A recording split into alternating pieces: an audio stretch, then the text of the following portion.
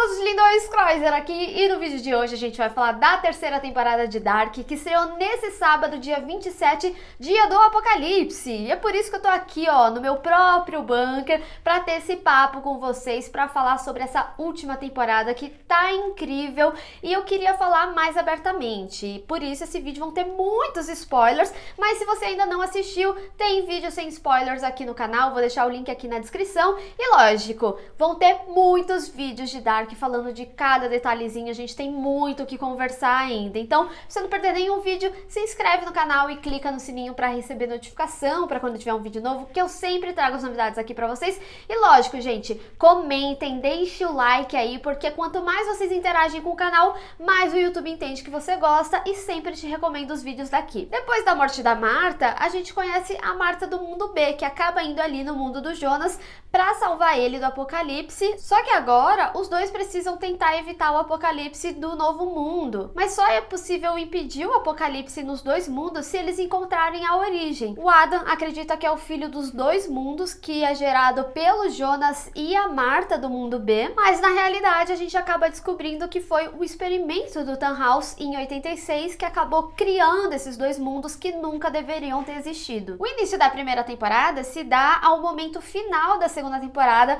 Não foi à toa que eles utilizaram esse momento diversas vezes na divulgação da terceira temporada, e não só por isso, mas também porque eles utilizaram esse momento justamente para explicar tanto a questão da sobreposição das realidades, quanto para quando a gente vai para o momento da possibilidade de mudança no tempo. A gente teve sim uma temporada muito mais complexa, principalmente com a inserção desses novos conceitos que vieram nela. A gente tem o paradoxo de Bootstrap, que está inserido desde a primeira temporada, inclusive tem um vídeo aqui no canal explicando exatamente o que é esse conceito, e vocês também podem esperar vários explicados dos novos conceitos que essa terceira temporada trouxe. E nessa terceira temporada eles introduziram o emaranhamento quântico, que na realidade já existia desde a primeira temporada, a gente só não tinha essa percepção, e isso também traz dois pontos positivos muito grandes para essa série, para a trilogia numa forma geral. O primeiro ponto é justamente a forma que eles vão inserindo os conceitos para não trazer uma complexidade tão grande logo de início,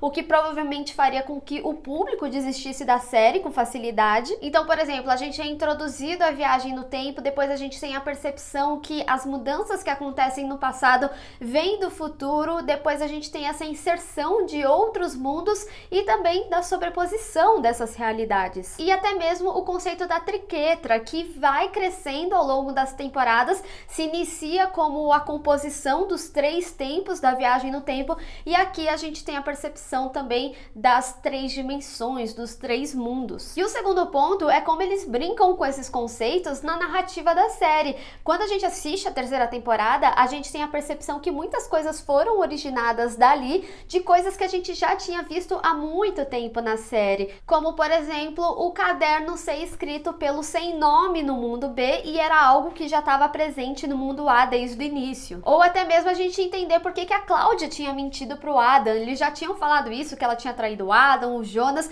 a gente só não tinha visto o porquê, ou até mesmo o entendimento da Cláudia na sua jornada singular. É importante ressaltar que eu assisti duas vezes a terceira temporada. Na primeira vez eu assisti logo assim que eu recebi, e na segunda eu assisti maratonando as três temporadas inteiras, e é incrível a gente ter a percepção que várias respostas já estavam ali há muito tempo. E quando eu falo que a série brinca com alguns conceitos, é interessante também reparar em algumas minúcias, como por exemplo, quando o Jonas ele volta para a cidade, a Marta até chega a comentar com ele que ela tinha escrito várias cartas para ele, mas que nunca tinha enviado nenhuma. E aí depois a gente vê que tem um grande significado de uma carta da Marta que foi entregue ali pro Jonas. É basicamente como ser o Jonas que não entende como ele se tornou o Adam, e quando ele se torna o Adam, ele entende tudo que levou ele até aquele momento. Ou até mesmo quando eles falam sobre uma pessoa viver três vidas. Na primeira, você tem a perda da ingenuidade, na segunda, a perda da inocência, e na terceira, a perda da própria vida. E aqui, quando a gente chega na terceira temporada de Dark,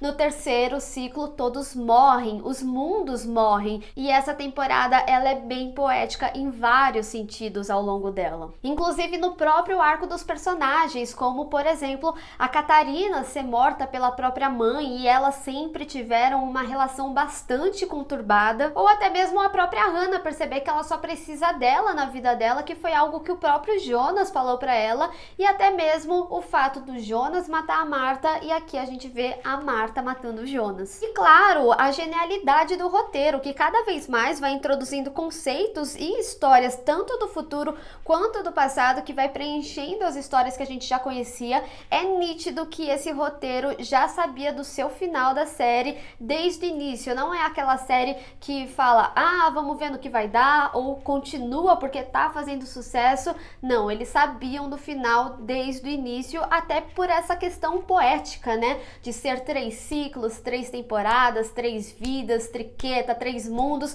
tudo 3, 3, 3. Então é por isso também que eu tinha falado na minha crítica sem spoilers, que é muito bom a gente ver uma série com final planejado, não só por a gente ter um final redondo e bastante satisfatório para quem acompanhou esses anos, mas também para a própria narrativa da série. Então, por exemplo, eu posso vir aqui e falar, ah, hoje eu me machuquei, e aí você me pergunta, por que que você se machucou? Ah, porque eu caí na rua. Por que que você estava na rua? E assim eu vou te contando a história de frente para trás, e o mesmo pode acontecer para as histórias do futuro. Ah, eu me machuquei, você tá bem? Você se cuidou? Sim, eu fui no hospital. Então eu sempre tô te trazendo novas informações sobre aquela história. Então Dark é uma série que te conta uma história de origem que cada vez mais vai sendo expandida, tanto no passado quanto no futuro. E isso explica muito bem Dark, todo o cuidado técnico que ela tem com tudo, como na trilha sonora, que compõe muito bem cada momento. Por exemplo, tem um certo momento que toca uma música que é The Labyrinth Song, e tem todo um contexto relacionado a Ariadne, que é a peça da Martha, que em Ariadne tem o labirinto de Ariadne, e não só, a fotografia também. A gente já sabia que a fotografia de Dark era muito bem feita, mas nessa terceira temporada, com a inserção do Novo Mundo, a gente tem 2 fotografias bem feitas, que inclusive te ajudam a te situar melhor em que mundo você tá. Então, no mundo do Jonas, a gente tem uma fotografia mais terrosa. No mundo da Martha, a gente tem uma fotografia que ela é mais nebulosa, mais preta, e também na direção de arte, os objetos são mais escuros, e também tem objetos com cores diferentes, como o quarto azul do mundo A agora ser o quarto amarelo, ou até mesmo ali na roupa da usina, no mundo A é amarela e no mundo B é vermelha. E até mesmo quando a gente é levado para o mundo do Tannhaus, a gente vê que ele tem um tom mais saturado, e também trabalhar com um conceito que a série só te explica lá na frente, quando ela fala sobre a origem dos 2 mundos,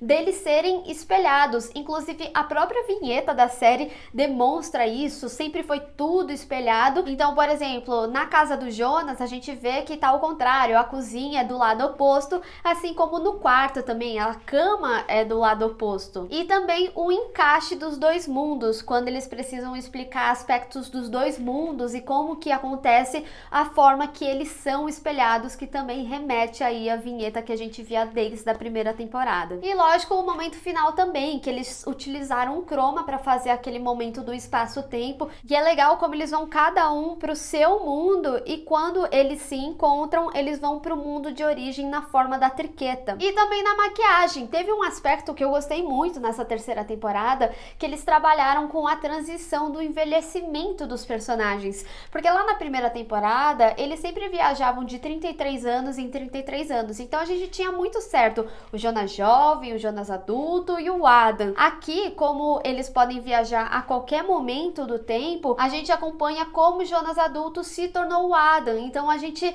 tem aspectos de envelhecimento na maquiagem, e o mesmo acontece com a Cláudia, da Cláudia adulta, como ela se tornou a Cláudia velha que a gente conhecia. O único momento que eu não gostei muito da maquiagem foi quando a gente viu o Jonas adulto de Adam já, deu pra perceber bem como que eram as próteses. E também a transição de um mundo pro outro. De primeiro momento eu não gostei muito da distorção que foi feita, mas eu acho que ao longo da série você acaba acostumando. E eu gostei muito da caracterização dos personagens do mundo B. Inclusive, eles chegam a brincar com alguns aspectos em alguns momentos, como por exemplo, a Francisca ser surda e a Elizabeth falar, ou até mesmo com a questão do Bartosz ser o nerd, sendo que ele zoava a Francisca lá na primeira temporada por ser nerd. Essa temporada é uma temporada que traz muito destaque para a história da Martha e do Jonas. Eu gostei muito, principalmente com o protagonismo da Martha, que foi pontuado no final da segunda temporada, mas também tudo que compõe a história deles. É uma história muito bonita de acompanhar e principalmente como tiveram algumas simbologias que tiveram ressignificados aqui nessa temporada. Como, por exemplo, a frase icônica do Jonas falar que eles eram um erro na Matrix para explicar os déjà vu, e de fato eles eram um erro na Matrix porque eles nem deveriam existir. Dark é uma história de amor, os próprios atores falaram isso em uma entrevista para IGN Brasil, mas não só a história de amor de Marta e Jonas ou Adão e Eva, mas também o amor de família, como tudo que eles fazem está envolto do amor e também da morte, da não aceitação da perda. Inclusive, eles têm uma frase muito forte que é uma vida por outra vida. E é interessante a gente ter essa percepção que as motivações vêm todas a partir da perda. O Jonas a partir da perda do pai, também da Marta, a própria Marta com o Mikkel, o Ulrich com o Mads, todo mundo tem alguma perda envolvida, o Noah com a Charlotte. E por isso faz muito sentido quando a gente chega no final que a origem vem justamente da perda do Tannhaus. E falando no Tannhaus, eu gostei muito que a origem veio a partir dele, porque ele sempre foi um personagem muito importante para Dark, mas ele sempre ficava à deriva para explicar os conceitos, toda a relação de viagem no tempo, mas também tiveram alguns personagens que a gente achava que ia ter muito mais importância e acabou não tendo, como o caso do Mikkel. Só que revendo a série, eu percebi que no final das contas a Cláudia já tinha contado isso pra gente. Ela tinha falado que o Mikkel, o Michael, ele era uma peça em algo muito maior e de fato ele foi uma peça pro início do jogo. E gente, eu gostei muito que o Jonas estava muito mais esperto nessa terceira temporada. Ele estava questionando mais as coisas que a Eva falava pra ele, diferente de quando era o Adam, que ele simplesmente aceitava, e cada vez mais ele se complicava. O próprio Adam chega em certo momento e fala: eu sempre fui muito ingênuo, e de fato ele era, mas aqui ele tá mais esperto e eu gostei disso. Mas eu gostei muito da inserção do novo personagem, ele ser o filho dos dois mundos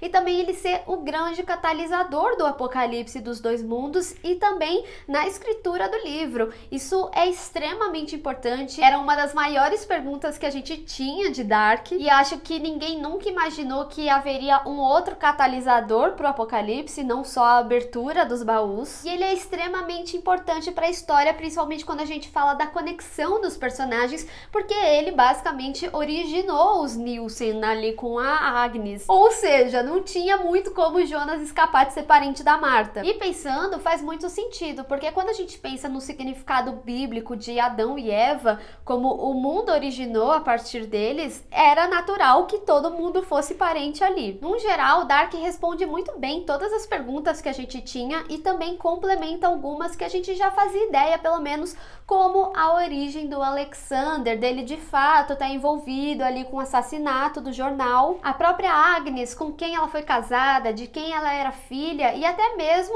a origem da Cília. E como eu tinha falado na minha análise sem spoilers, essa temporada ela trabalhou com alguns ressignificados, como por exemplo o bunker. Eu gostei muito que o bunker ele foi cenário em vários momentos, tanto para a descoberta da viagem no tempo, quanto para ser o quarto das crianças, para ele ser o ponto seguro do apocalipse e no final aquele bunker ele era a origem de tudo, foi onde o Tannhaus construiu a máquina dele. Me lembrou muito o quarto da Maldição da Residência Hill, de ser um quarto do que você precisava. Por isso que eu falo, em Dark tudo tem importância, cada minúcia é muito importante, cada diálogo é muito importante. O final de Dark é perfeito, mas eu vou ser sincera com vocês, eu gostei mais quando eu assisti uma segunda vez, porque Dark é muito disso, são detalhes. Então, quando você tem a percepção de todas as temporadas, por isso que eu falei, quem puder reassiste tudo, a gente vê como todos os detalhes fazem sentido e como a gente tem um final extremamente redondo. E também toda a questão da Marta com Jonas ali, cara, é muito emocionante.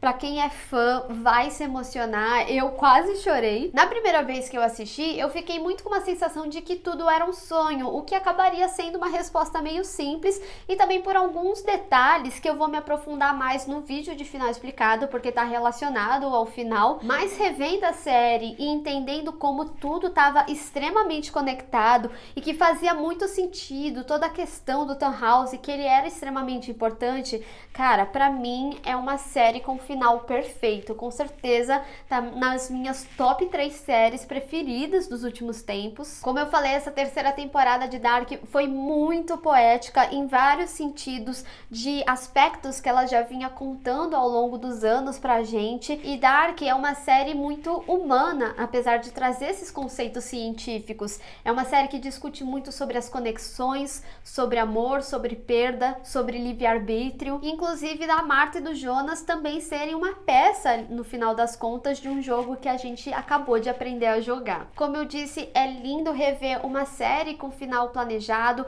e toda a questão da Hannah ali na cena final, dela se lembrando do Jonas. E também fica aí o questionamento, será que o Jonas que ela vai ter é o Jonas que a gente conhece? É uma série que vai deixar muita saudade. Eu já tô sofrida porque nunca mais a gente vai ter uma novidade de Dark, mas deixa você aí nos comentários o que você achou da terceira temporada e também do aspecto geral da série, dessas 3 temporadas. Você acha que encerrou bem? Vamos discutir.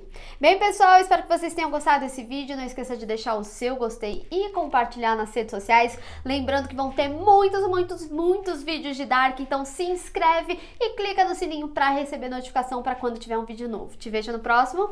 Tchau!